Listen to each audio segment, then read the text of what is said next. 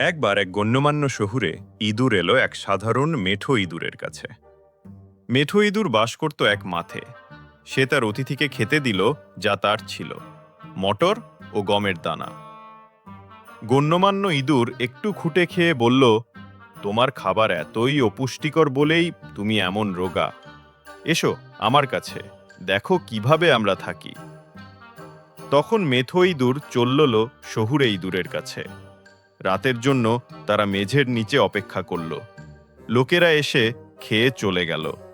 তখন শহুরে ইঁদুর তার অতিথিকে খাবার ঘরে নিয়ে চলল এক গর্ত দিয়ে। তারা দুজনেই চড়ে বসল টেবিলের উপর। সাধারণ মেঠো ইঁদুর জীবনে কখনো এমন ভালো খাবার চোখেও দেখেনি।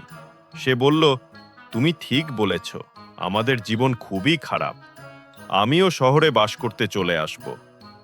এ কথা বলতে না বলতেই টেবিল কেঁপে উঠল, আর দরজা দিয়ে মোমবাতি হাতে নিয়ে ইঁদুর ধরতে লোক ঢুকল ঘরে।